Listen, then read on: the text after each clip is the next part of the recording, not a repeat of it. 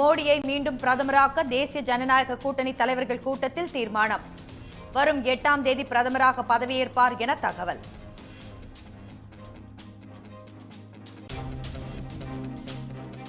ஒன்றிய அமைச்சரவையில் முக்கிய துறைகளை கேட்டு தெலுங்கு தேசம் ஐக்கிய ஜனதா தளம் நெருக்கடி. கூட்டணி கட்சிகளின் அடுக்கடுக்கான நிபந்தனைகளால் பாஜக அதிர்ச்சி.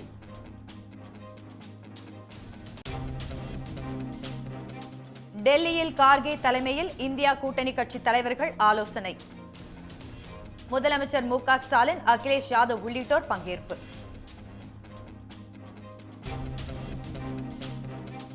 நாட்டை வழிநடத்தும் பணியை இந்தியா கூட்டணி மேற்கொள்ளும். திமுக கூட்டணியின் மாபெரும் வெற்றியை ஒட்டுமொத்த நாடும் திரும்பி பார்ப்பதாக பெருமிதம்.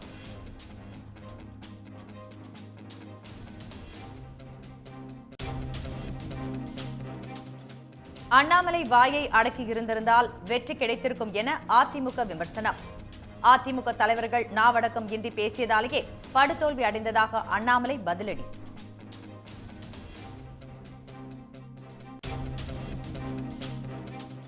சென்னையில் இடி மின்னலுடன் வெளுத்து வாங்கும் கனமழை. மாநகர் முழுவதும் மதிய வேளைகளில் இருள் சூழ்ந்து கொட்டும் மழை.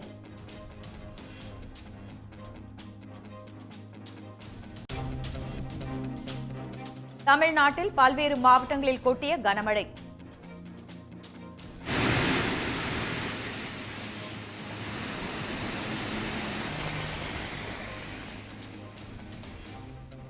கரூர், பரமத்தி, ஈரோடு ஆகிய 2 இடங்களில் 100 டிகிரியை தாண்டியது வெயில்.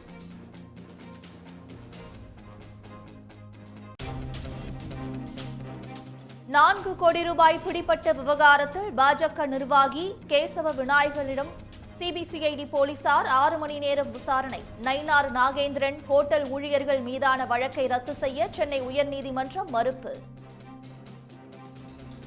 பிரதமர் மோடி தலைமையில் 3வது முறையாக பாஜக ஆட்சி அமைக்க ஆதரவு கடிதம் வழங்கியுள்ள தேசிய ஜனநாயக கூட்டணி கட்சிகள் பல்வேறு நிபந்தனைகளை விதித்துள்ளதாகவும் தகவல் வெளியாகியுள்ளது. நடைபெற்று முடிந்த மக்களவைத் தேர்தலில் எந்த கட்சிக்கும் பெரும்பான்மை கிடைக்காத நிலையில் புதிய அரசை அமைக்க பாஜக மற்றும் இந்தியா கூட்டணி கட்சிகள் முனைப்பு காட்டி வருகின்றன. தாங்கள் எதிர்பார்த்த பெரும்பான்மை கிடைக்காததால் அதிர்ச்சியில் உறைந்துள்ள பாஜக தற்போது ஆட்சி அமைக்க கூட்டணி கட்சிகளை நம்பியுள்ளன. அதிலும் குறிப்பாக 16 எம்பிக்களை கொண்ட தெலுங்கு தேசம், 12 எம்பிக்களை கொண்ட ஐக்கிய ஜனதா தளம் ஆகிய கட்சிகளை பாஜக பெரிதும் நம்பியுள்ளது.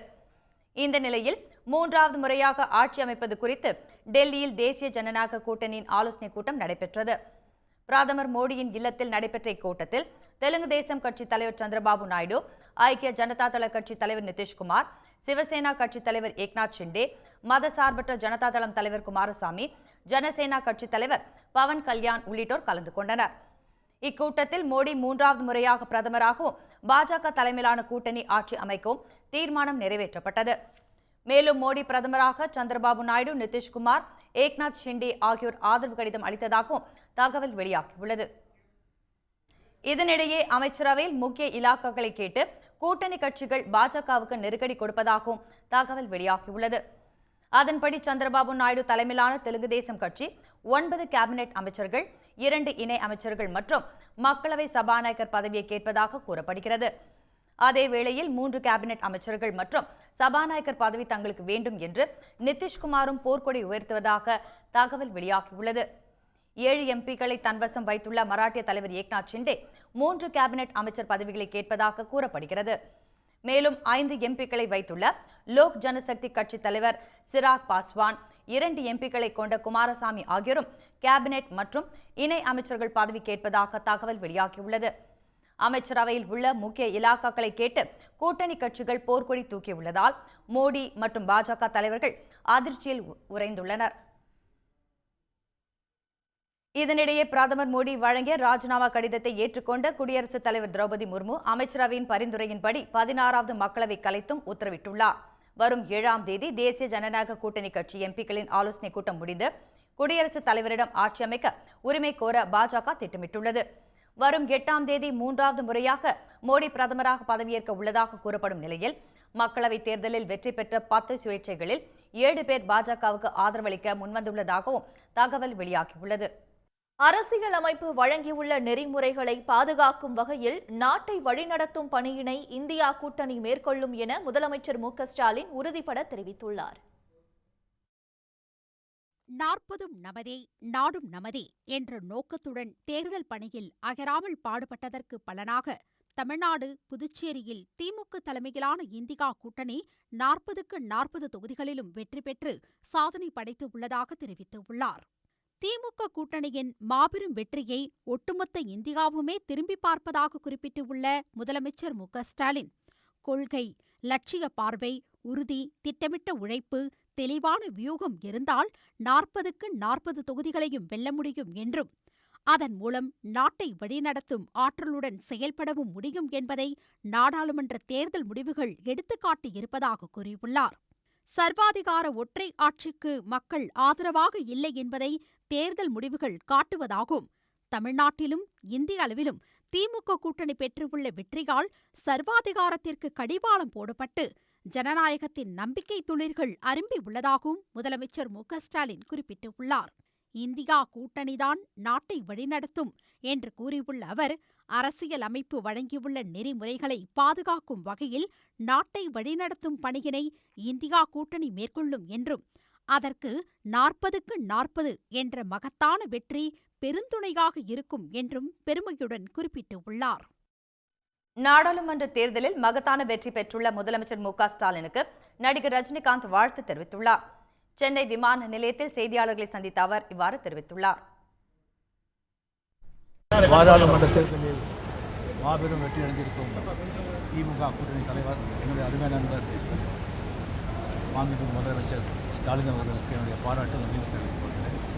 அப்படி என்னுடைய நண்பர் சந்திரபாபு நாயுடு அவர்கள் ஆந்திர பிரதேசத்தில் அம்மா பெரிய வெற்றி அடைஞ்சிருக்காங்க. அவருக்கு என்னுடைய பாராட்டுகள், வாழ்த்துக்கள். மத்தியில் என்டிஏ 3வது ஆட்சி அமைக்க போகுது. 3வது வாட்டி மதிப்புக்குரிய மோடி அவர்கள் பிரைம் மினிஸ்டராக பதவியேற்க போகிறாரு. அவருக்கு என்னுடைய பாராட்டுகள், நன்றி. சார், பிரதமர் பதவி ஏற்றா அதுக்கு போகிறதுக்கு முன்னாடி வாய்ப்பு இன்னும் அதை பற்றி முடிக்கப்பட்டேன். ஆன்மீக பயணம் பற்றி பேசவே இல்லை. உங்களோட ஆன்மீக பயணம் எப்படி இருந்தது? வருஷம் போகிறது ரிஷிகேஷ், பத்ரிநாத், பாபாஜிக்கு அங்கெல்லாம் போயிட்டு இந்த முறை புதுசாக ஏதாவது உங்களுக்கு ஒவ்வொரு வாட்டி ஒரு புது அனுபவம். தேங்க்யூ. தமிழ்நாட்டில் திமுகவுக்கு பிரதான எதிர்க்கட்சியாக விளங்கும் அதிமுக மக்களவை தேர்தலில் 9 தொகுதிகளில் 3வது இடத்திற்கும் 2 தொகுதிகளில் 4ஆம் இடத்திற்கும் தள்ளப்பட்டுள்ளது. தமிழ்நாட்டிற்கு விரோதமான சட்டங்களை ஆதரித்தது, பாஜகவுடனான முந்தைய கூட்டணி, கட்சிக்குள் தொடரும் பிளவுகள் உள்ளிட்ட காரணங்களால் அதிமுக தொடர்ந்து படுதோல்வியை சந்தித்து வருகிறது. உச்சபட்சமாக நடந்து முடிந்த மக்களவைத் தேர்தலில் அதிமுக 9 இடங்களில் 3வது இடத்துக்கும், குமரி, புதுச்சேரியில் 4வது இடத்துக்கும் தள்ளப்பட்டுள்ளது. குறிப்பாக கன்னியாகுமரியில் களமிறங்கிய அதிமுக வேட்பாளர் பசலியா நசரேத் பாஜக நாம் தமிழர் கட்சிக்கு அடுத்ததாக 4வது இடத்துக்கு தள்ளப்பட்டார். இதேபோல புதுச்சேரியில் திமுக கூட்டணியில் காங்கிரஸ் வேட்பாளர் வைத்தியலிங்கம் வெற்றி பெற்ற நிலையில் 2வது இடத்தை பாஜகவின் நமச்சிவாயமும் 3வது இடத்தை நாம் தமிழர் வேட்பாளர் மேனகாவும் பெற்றனர். அங்கு அதிமுக வேட்பாளர் தமிழ்வேந்தன் 3% வாக்குகளை மட்டுமே பெற்று 4வது இடத்துக்கு சரிந்தார். நெல்லை, ராமநாதபுரம் தொகுதிகளில் அதிமுக 10 விழுக்காட்டிற்கும் குறைவான வாக்குகளை பெற்று 3வது இடத்துக்கு தள்ளப்பட்டுள்ளது. இதேபோல் 3வது இடத்துக்கு தள்ளப்பட்ட வேலூர், தேனி, தென்சென்னை, கோவை தொகுதிகளிலும் அதிமுக 10 முதல் 17% வாக்குகளையே பெற்று பின்தங்கியது. மதுரை, நீலகிரி, தருமபுரி தொகுதிகளிலும் அதிமுக கடும் பின்னடைவை சந்தித்துள்ளது. தென்சென்னையில் போட்டியிட்ட ஜெயவர்தன், கன்னியாகுமரியில் பசலியா நசரேத், தேனியில் நாராயணசாமி, தூத்துக்குடியில் சிவசாமி வேலுமணி, நெல்லையில் ஜான்சி ராணி, வேலூரில் பசுபதி ஆகியோர் டெபாசிட் இழந்தனர். கடந்த முறை 22 தொகுதிகளில் போட்டியிட்டு 19.39% வாக்குகளை அதிமுக பெற்றது. இந்த தேர்தலில் இரட்டை இலை சின்னத்தில் போட்டியிட்ட கிருஷ்ணசாமி, எஸ்டிபிஐ வேட்பாளர் முபாரக் உட்பட 34 தொகுதிகளில் 20.46% வாக்குகளை மட்டுமே பெற்று அதிமுக சரிவை சந்தித்துள்ளது. அதே சமயம் நாமக்கல் தொகுதியில் களமிறங்கிய அதிமுக வேட்பாளர் தமிழ்மணி 29,112 வாக்குகள் வித்தியாசத்திலேயே திமுக கூட்டணி வேட்பாளர் மாதேஸ்வரனிடம் தோல்வியடைந்தார். கள்ளக்குறிச்சி தொகுதியில் போட்டியிட்ட அதிமுக வேட்பாளர் குமரகுருவும் 53,784 வாக்குகள் வித்தியாசத்திலேயே தோல்வியை தழுவினார். சேலத்திலும் சுமார் 70,000 வாக்குகள் வித்தியாசத்தில் அதிமுக வேட்பாளர் விக்னேஷ் வெற்றி வாய்ப்பை நழுவ விட்டார். அண்ணாமலை நாவை அடக்கியிருந்தால் தேர்தலில் வெற்றி பெற்றிருக்கலாம் என அதிமுகவை சேர்ந்த முன்னாள் அமைச்சர் ஆர்.பி. உதயகுமார் தெரிவித்துள்ளார். இதற்கு பதிலடி கொடுத்திருக்கும் பாஜக மாநில தலைவர் அண்ணாமலை, அதிமுக தலைவர்கள் நாவடக்கத்துடன் பேசாததற்கு மக்கள் அக்கட்சிக்கு கொடுத்த பரிசுதான் தேர்தல் தோல்வி என கூறியுள்ளார். ஒரே ஒரு தலைவருக்கு மட்டும்தான் அதில் முரண்பாடு. அவர் யார் என்பது நாடு முழுவதும் அறிந்த ஒன்று. ஆக அவருடைய அனுபவ குறைவின் காரணமாக இன்றைக்கு எல்லா கட்சிகளுக்கும் ஒரு சேதாரத்தை ஏற்படுத்தக்கூடிய ஒரு சூழ்நிலையை நாம் பார்க்க முடிகிறது. அதை பொறுமையாக கையாண்டு பொறுமையாக களம் கண்டிருந்தார் என்று சொன்னால், தேசிய கட்சியிலே ஒரு மாநில தலைவராக இருப்பவர் இதற்கு முன்பாக இருந்தவர்கள் எப்படி கையாண்டு இருக்கிறார்கள் என்று அவர் கையாண்டு இருப்பாரானால், அவர் வாய் அடக்கத்தோடு இருந்திருப்பாரானால், நாவடக்கத்தோடு இருந்திருப்பாரானால், இன்றைக்கு அவர்களுக்கு டெல்லியில் கூட்டணி கட்சியின் தயவோடு தான். இப்போ 2 பேர் கேட்காம அங்கே நீங்கள் எந்த முடிவும் எடுக்க முடியாது. ஒன்று நிதிஷ்குமார், இன்னொன்று சந்திரபாபு நாயுடு. இவங்களை கேட்காம நேற்று வரைக்கும் நீங்கள் எப்படி இருந்தீங்க, எப்படி இருந்தால் நான் இப்படி ஆயிட்டேன், ஏன் ஆயிட்டேன், இந்த மாதிரி உங்களை மாதிரி அவசர கோலத்தில் அள்ளி தெளித்ததன் காரணமாகத்தான் நீங்கள் அந்த கட்டமைப்பை என்பது எதிரி யார் என்பதை நீங்கள் இலக்காக நிர்ணயிப்பதில், எதிரி என்பது நீங்கள் நிர்ணயிப்பதில் உங்களுக்கு குழப்பம், உங்களுக்கு எல்லாம் தோல்வி. நீங்கள் இன்றைக்கி அனைவரும் மண்ணை கவக்கூடிய ஒரு சூழ்நிலையை ஏன் மக்கள் தீர்ப்பளித்திருக்கிறார்கள்? இப்போ நாங்கள் வாக்கு வங்கி உயர்ந்திருக்கிறோம். அவங்கள திமுகவை நீங்கள் அட்டாக் பண்ணாமல் அதிமுகவை நீங்கள் அட்டாக் பண்ண எங்கிட்ட எந்த ஆட்சி அதிகாரம் இருக்குது? நாங்களே களத்தில் நின்று போராடிக்கிட்டு கொண்டு இருக்கிற நேரத்தில், கை கொடுத்து கரையேற்ற வேண்டிய நேரத்தில் எங்களை குழியிலே தள்ளிவிட்டால் என்ன ஆகிறது? அட்லீஸ்ட் இப்போ சொல்கிறாங்கல்லங்கண்ணா, இதுக்கு முன்னாடி என்ன சொன்னாங்க? நோட்டா கட்சி. ஏன்னா அவங்க தானே சொன்னாங்க. இப்போ அந்த புத்தி வந்திருக்குல்ல அவங்களுக்கு. இதுக்கு முன்னாடி என்ன சொன்னாங்க? நோட்டா கட்சி, கூட்டணிக்கு பாரதிய ஜனதா கட்சி கொடி பிடிக்கக்கூடாது, கொடி இல்லாமல் 2019 தேர்தல் பிரச்சாரத்துக்கு வரணும், தேர்தல் பிரச்சாரம் நாங்களே பண்ணிக்கிறோம், நீங்கள் சும்மா இருந்தால் போதும், 5 சீட்டு வாங்கிட்டு கூட்டணி, இதெல்லாம் சொன்னது யாருங்கண்ணா? நோட்டாவை தாண்டி வருமா? 3% தாண்டுமா? இன்னைக்கு அதிமுக என்ன சொல்றாங்க? நாங்கள் ஒன்றாக இருந்திருந்தால் ஜெயிச்சிருப்போம். அது சொல்றதுக்கு இத்தனை வருஷம் ஆச்சாங்கண்ணா, அது சொல்றதுக்கு இத்தனை, இது ஏன் முன்னாடி சொல்லல? இத்தனை காலமா நோட்டா கட்சின்னு எத்தனை இடத்துல பத்திரிகையில் எழுதுனீங்க. ஆனால் எங்களை பொறுத்தவரை எங்கள் இலக்கில் போறோம். நாளைக்கு காலையில் ஆட்சியை பிடிக்க வேண்டும் தமிழகத்தில் என்பது எங்களுடைய நோக்கம் இல்லைங்கண்ணா. அது நடக்காதுன்னு எங்களுக்கு தெரியும். இன்னும் உழைப்பு கொடுக்கணும், இன்னும் ரொம்ப தூரம் போகணும். இந்த நாவடக்கம், அதே நாவடக்கத்தோடு அவங்க பேசியிருக்கலாமே, அதே நாவடக்கத்தோடு அவங்க பாரதிய ஜனதா கட்சியினுடைய தலைவர்களை தொண்டர்களை மதிச்சிருக்கலாமே. பாரதிய ஜனதா கட்சி இந்த கட்சி அந்த கட்சி இப்போ சொல்றாங்களே, அந்த சொந்த தலைவர்களுடைய சொன்ன தலைவருடைய மகன்ல எங்க நிற்கிறாங்க? 3வது இடத்துக்கு தள்ளப்பட்டு நிற்கிறாங்க. அதே தலைவர்கள் தானே சென்னையில் பேசினாங்க. அதையெல்லாம் ஏன் நாவடக்கத்தோடு அவங்க பேசல? அதே தலைவர்களுடைய சொந்த மகன் அந்த தொகுதியில் எம்பியாக இருந்தவர் ஏன் 3வது இடத்துக்கு போகணும்? அதெல்லாம் கூட மக்கள் பார்க்குறாங்களே, எவ்வளவு ஓட்டு கம்மியாக வாங்கியிருக்காங்க. சென்னையில் 3 இடத்திலும் கூட, தலைநகரத்தில் 2 இடத்துல பாரதிய ஜனதா கட்சி, இங்கே ஆளுகின்ற கட்சி 5 முறை இருந்த அதிமுகவையே 3வது இடத்துக்கு தள்ளி இருக்கும். மதுரையில் எதுக்கு அதிமுக 3வது இடத்துக்கு தள்ளி இருக்கும்? திருநெல்வேலி சவுத்தில் பாருங்க, கன்னியாகுமரியில் அவங்களுடைய வாக்கு என்ன? அதனால் இந்த தலைவர்கள் நாவடக்கத்தோடு பேசாததற்கு மக்கள் கொடுத்த, அதிமுகவுக்கு கொடுத்த பரிசு தான். இவங்க நாவடக்கத்தோடு பேசியிருக்கணும்ல. ஒரு கட்சி எப்பன இருக்கும்? எம்பிக்கள் இருக்கணும், எம்எல்ஏக்கள் இருக்கணும், அந்த கட்சி வளர்ச்சி பாதையில் இருக்கணும். 2014 பாராளுமன்ற தேர்தலில் அதிமுகவினுடைய வாக்கு சதவீதம் எவ்வளவு பாருங்க? 42%. 2019, 2024 அந்த கட்சியினுடைய வாக்கு சதவீதத்தை பாருங்க, ஏன் குறையுது? காரணம் நாங்களா? அவங்க பிஹேவியர், எங்க பிஹேவியர் ஒன்றும் இல்லை. வரும் 10 ஆண்டுகளில் தமிழ்நாட்டில் 265 கோடி மரங்கள் நடப்பட்டு 25% உள்ள மாநிலத்தின் பசுமை பரப்பு 33% உயர்த்தப்படும் என அமைச்சர் மா. சுப்பிரமணியன் தெரிவித்துள்ளார். சென்னை ஸ்டான்லி மருத்துவக் கல்லூரி மற்றும் மருத்துவமனையில் உள்ள உலக சுற்றுச்சூழல் தினத்தை ஒட்டி மரக்கன்றுகள் நடும் விழா நடைபெற்றது. இந்த நிகழ்ச்சியில் அமைச்சர் மா. சுப்பிரமணியன், எம்எல்ஏக்கள் ஐ ட்ரீம்ஸ் மூர்த்தி, ஆர்.டி. சேகர், மேயர் பிரியா உள்ளிட்டோர் பங்கேற்று மரக்கன்றுகளை நட்டனர். பின்னர் பேசிய அமைச்சர் மா. சுப்பிரமணியன், வரும் 10 ஆண்டுகளில் தமிழ்நாட்டில் 265 கோடி மரங்கள் நடப்பட்டு 25% உள்ள மாநிலத்தின் பசுமை பரப்பு 33% உயர்த்தப்படும் என அமைச்சர் மா சுப்பிரமணியன் தெரிவித்தார். இன்னமும் 10 ஆண்டுகளில் 260 கோடி மரங்கள் நடப்படும் என்று அறிவிக்கப்பட்டிருக்கிறது. அப்படி அந்த 260 கோடி மரங்கள் எங்கெங்கே நடப்படும் என்கின்ற திட்டமிடுதலும் தமிழக அரசின் சார்பில் அறிவுறுத்தப்பட்டிருக்கிறது. அப்படி நாம் அனைவரும் ஒன்றிணைந்து இதை நிகழ்த்தினால் மட்டுமே இந்த 265 கோடி மரங்களை 10 ஆண்டுகளுக்குள் நட்டு 33% பசுமை பரப்பு இந்தியாவிலேயே ஏன் உலகிலேயே தமிழ்நாட்டில் இருக்கிறது என்கின்ற ஒரு நிலையை நம்மால் ஏற்படுத்திட முடியும். சென்னை மற்றும் புறநகர் பகுதிகளில் 2வது நாளாக இடியுடன் கனமழை பெய்தது. கனமழையால் சாலைகளில் மழைநீர் தேங்கியதால் வாகன ஓட்டிகள் சிரமத்திற்கு ஆளாகினர். சென்னையில் அடையாறு, பட்டினப்பாக்கம், கிண்டி, கோடம்பாக்கம் உள்ளிட்ட பல்வேறு இடங்களில் பிற்பகலில் இடி மின்னலுடன் கனமழை கொட்டி தீர்த்தது. இதனால் சாலைகளில் மழைநீர் பெருக்கெடுத்து ஓடியது.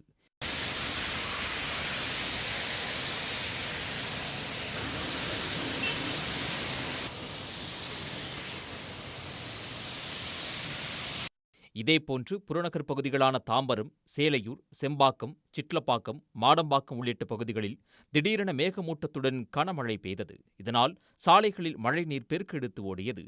வாகனங்கள் அனைத்தும் ஊர்ந்து சென்றன.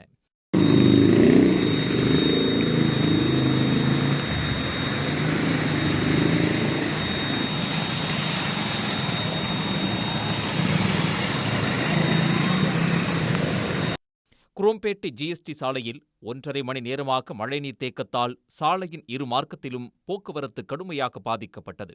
3 கிலோமீட்டர் தூரம் போக்குவரத்து முடங்கின.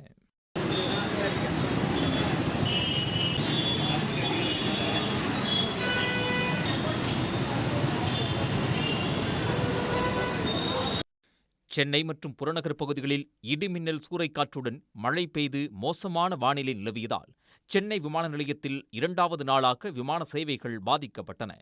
சென்னையிலிருந்து புறப்படும் விமானங்களான கொல்கத்தா, புனே, ஹைதராபாத், மும்பை, தோஹா, கவுகாத்தி, டெல்லி, ராஜமுந்திரி உள்ளிட்ட 14 புறப்பாடு விமானங்கள் தாமதமானது. திருவனந்தபுரம், டெல்லி, அபுதாபி, திருச்சி, அந்தமான் ஆகிய ஊர்களிலிருந்து வந்த 5 விமானங்கள் சென்னையில் தரையிறங்க முடியாமல் வானிலேயே வட்டமடித்து பறந்தன. தமிழ்நாட்டில் பாஜக 25% வாக்குகளை பெறும் என்ற அக்கட்சியின் மாநில தலைவர் அண்ணாமலை சொன்னதை பொய்யாக்கியுள்ளார்கள் தமிழக வாக்காளர்கள். முன்னாள் ஆளுநர், ஒன்றிய அமைச்சர், எம்எல்ஏ என ஸ்டார் வேட்பாளர்கள் களம் இறக்கியும் தங்கள் கனவுகள் நனவாகாமல் போனதாக சோகத்தில் ஆழ்ந்துள்ளனர் பாஜக நிர்வாகிகள். எப்படியாவது தமிழ்நாட்டில் காலூன்றிவிட வேண்டும் என்று எண்ணிய பாஜக தலைமை பாமக, தமாக உள்ளிட்ட கட்சிகளுடன் கூட்டணி அமைத்து தேர்தலை சந்தித்தது. பாஜக தேசிய தலைவர்கள் பலரும் அடிக்கடி தமிழ்நாட்டுக்கு வந்து பிரச்சாரங்களை முன்னெடுத்தனர். ஒருபுறத்தில் அதிமுக தலைவர்களை ஊழல்வாதி என அண்ணாமலை விமர்சிக்க, தமிழ்நாடு வந்த பிரதமர் மோடி எம்ஜிஆர், ஜெயலலிதாவை புகழ்ந்து பேசி அதிமுக வாக்குகளை கவர முயற்சித்தார். கடந்த ஜனவரியிலிருந்து தேர்தல் வரை தமிழ்நாட்டுக்கு பிரதமர் மோடி 9 முறை வந்து சென்றார். ராஜ்நாத் சிங், பாஜக தேசிய தலைவர் ஜே.பி. நட்டா தலைமையில் வாகன பேரணிகள் நடத்தப்பட்டன. தேர்தலை சந்திக்க ஏற்கனவே மக்களால் நன்கு அறியப்பட்டவர்களை களமிறக்க பாஜக தலைமை முடிவு செய்தது. அதன்படி தெலுங்கானா ஆளுநராக இருந்த தமிழிசை சவுந்தரராஜனை ராஜினாமா செய்ய வைத்து தென் சென்னை தொகுதியில் களமிறக்கியது. ஒன்றிய இணையமைச்சரான எல் முருகன் நீலகிரி தொகுதியில் வேட்பாளராக நிறுத்தப்பட்டார். பாஜக எம்எல்ஏவான நயினார் நாகேந்திரன் நெல்லை தொகுதியில் வேட்பாளராக களமிறக்கப்பட்டார். சமத்துவ மக்கள் கட்சி என்ற தனி கட்சியை நடத்தி வந்த நடிகர் சரத்குமாரை கட்சியில் சேர்த்த பாஜக அவரது மனைவி ராதிகா சரத்குமாருக்கு விருதுநகரில் வாய்ப்பளித்தது. பாஜகவின் வாக்கு வங்கியை அதிகரித்து காட்டுவதிலும் அக்கட்சி தலைமை முனைப்பு காட்டியது. நிச்சயம் பாஜக தமிழ்நாட்டில் 25% வாக்குகளை பெறும் என்று மாநில தலைவர் அண்ணாமலை கூறி வந்தார். வாக்கு வங்கி சதவீதத்தை அதிகரித்து காட்டுவதற்காக கூட்டணி கட்சித் தலைவர்களான புதிய நீதிக் கட்சித் தலைவர் ஏ.சி. சண்முகம், ஐஜேக்கு தலைவர் பாரிவேந்தர், இந்திய மக்கள் கல்வி முன்னேற்றக் கழகத் தலைவர் தேவநாதன், தமிழக மக்கள் முன்னேற்றக் கழகத் தலைவர் ஜான் பாண்டியன் ஆகியோரையும் தாமரை சின்னத்தில் போட்டியிட வைத்தது. ஆனால் இவை எதுவும் பாஜகவுக்கு பலன் தராமல் அனைத்து தொகுதிகளிலும் தோல்வியை கண்டுள்ளது. பாஜக கூட்டணி மொத்தம் 21 தொகுதிகளில் படு தோல்வியடைந்து டெபாசிட் தொகையை இழந்துள்ளது. அவற்றில் பாஜக நேரடியாக போட்டியிட்ட 19 இடங்களில் 10 தொகுதிகளில் டெபாசிட் இழந்துள்ளது. வடசென்னையில் பால் கனகராஜ், சிதம்பரத்தில் கார்த்தியாயினி, கரூரில் செந்தில்நாதன், நாகையில் ரமேஷ், நாமக்கல்லில் KP ராமலிங்கம், தஞ்சையில் M முருகானந்தம், திருப்பூரில் AP முருகானந்தம், திருவள்ளூரில் பொன் பாலகணபதி, திருவண்ணாமலையில் அஸ்வத்தாமன், விருதுநகரில் ராதிகா சரத்குமார் ஆகிய பாஜக வேட்பாளர்களும், பெரம்பலூரில் தாமரை சின்னத்தில் போட்டியிட்ட IJK வேட்பாளர் பாரிவேந்தரும் டெபாசிட்டை பறிகொடுத்துள்ளனர். இதேபோல பாமக போட்டியிட்ட 10 தொகுதிகளில் 6 இடங்களில் டெபாசிட் இழந்துள்ளது. திண்டுக்கல்லில் போட்டியிட்ட திலகபாமா, கள்ளக்குறிச்சியில் தேவதாஸ், காஞ்சிபுரத்தில் ஜோதி வெங்கடேசன், மயிலாடுதுறையில் மா.க. ஸ்டாலின், சேலத்தில் அண்ணாதுரை மற்றும் விழுப்புரத்தில் முரளிசங்கர் டெபாசிட் தொகையை இழந்துள்ளனர். உடனுக்குடன் செய்திகளை தெரிந்து கொள்ள சன் நியூஸ் பெல் ஐகானை கிளிக் பண்ணுங்க.